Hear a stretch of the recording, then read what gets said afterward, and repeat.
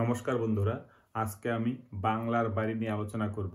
আপনারা জানেন second phase অর্থাৎ পিডাব্লিউএল এ যারা নাম রয়েছেন তারা এই ডিসেম্বর মাসেই কিন্তু টাকা পাবেন। এটা একটা খুবই গুরুত্বপূর্ণ নিউজ। ডিসেম্বর মাসেই কিন্তু টাকা ঢুকতে চলেছে।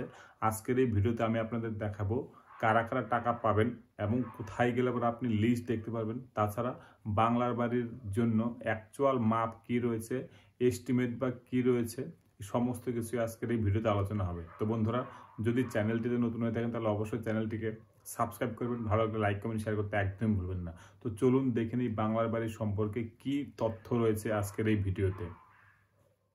আমরা দেখতে পেয়েছি নভেম্বরের লাস্টের দিকে অর্থাৎ 2025-এর নভেম্বরের লাস্টের দিকে 12 লক্ষ বেনিফিশিয়ারিকে প্রথম কিস্তির টাকা ওয়েস্ট বেঙ্গল গভর্নমেন্ট তাদের নিজস্ব ফান্ড থেকে দিয়ে দিয়েছে এবং পরবর্তীতে আবার সেকেন্ড কিস্তির টাকা 60,000 টাকা দেওয়া হয়েছে।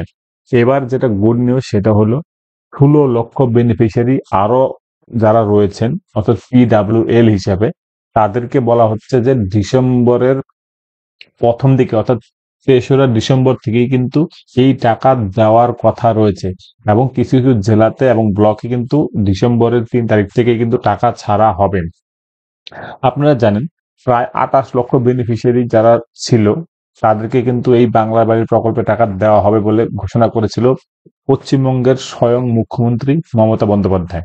আমরা জানি প্রধানমন্ত্রী আবাস যোজনা যেটা রয়েছে সেটা কিন্তু বর্তমানে বন্ধ রয়েছে, অর্থাৎ পশ্চিমবঙ্গের জন্য সেই অ্যালোকেশন হয়নি, যার জন্য ওয়েস্ট বেঙ্গল গভর্নমেন্ট বলেছে তারা তাদের নিজস্ব তহবিল থেকে বাংলার বাড়ির যে বেনিফিশিয়ারি রয়েছে তাদেরকে টাকা দেওয়া হবে। সেই হিসেবে 12 লক্ষ বেনিফিশিয়ারিকে অলরেডি তারা টাকা দিয়ে দিয়েছেন। এবার পালা 16,36,512 জনকে সেকেন্ড ফেজের টাকা দেওয়া। আর এই টাকা কিন্তু ডিসেম্বর মাসের 3 তারিখেই দেওয়ার কথা ঘোষণা হয়েছে। আমরা দেখতে পেয়েছি গ্রাম পঞ্চায়েত এবং ব্লক লেভেলে এই নিয়ে ভীষণ ভাবে তোড়জোড় চলছে। পুরোনো যে কাজগুলো রয়েছে সেগুলো কমপ্লিট করার জন্য ইতিমধ্যে প্রেসার ক্রিয়েট করা হচ্ছে। অনেকে যে টাকা দেওয়া হয়েছিল সেই টাকা দিয়ে যতটুকু বাড়ি বানানোর কথা ছিল সেইটুকু না বানিয়ে অনেকে বড় করেছে, সেগুলো ইমিডিয়েটলি কমপ্লিট করার জন্য বলেছে, কারণ সেকেন্ড ফেজের যে টাকা সেটা কিন্তু দেওয়া হবে। আপনাদেরকে একটা কথা বলে রাখি, গ্রাম পঞ্চায়েতে কিন্তু স্পেশাল গ্রাম সভা হয়ে গিয়েছে অলরেডি, কারণ পিডাব্লিউএল হিসেবে যে বেনিফিশিয়ারি রয়েছে তাদের কিন্তু রিভেরিফিকেশন হয়েছে, অর্থাৎ আবার যাচাইকরণ হয়েছে। সেই যাচাইকরণের পর কিছু বাড়ি বাদ গিয়েছে, যেগুলো বাদ গিয়েছে এবং যেগুলো টিকে রয়েছে সেগুলোকে কিন্তু স্পেশাল গ্রাম সভা করে কিন্তু পাস করাতে হয়। সেই হিসেবে প্রত্যেকটা গ্রাম পঞ্চায়েতে কিন্তু অলরেডি মিটিং হয়ে গিয়েছে যে কোথায় কোথায় কে কে বাড়ি পাবে। সেই হিসাবে কিন্তু যে পিডাব্লিউএল লিস্ট রয়েছে সেই এলিজিবল লিস্ট অলরেডি গ্রাম পঞ্চায়েতে ঝোলানো রয়েছে এবং গ্রাম সভায় পাস করানো হয়ে গেছে। এবার সময় শুধুমাত্র ফার্স্ট কিস্তির যে 60,000 টাকা সেটা ঢোকার।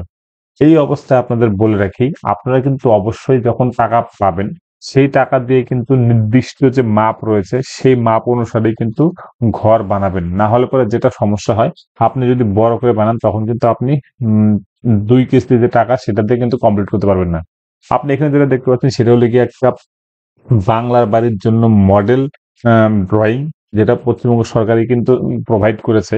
এই অনুসারে কিন্তু ঘরটি বানানোর কথা। যদি আপনি এই অনুসারে ঘরটি বানান তাহলে পরে কিন্তু আপনার যে 60,000 প্লাস 60,000 অর্থাৎ 1,20,000 টাকা, সেই টাকা দিয়ে কিন্তু এই ঘরটি কমপ্লিট হয়ে যাওয়ার কথা।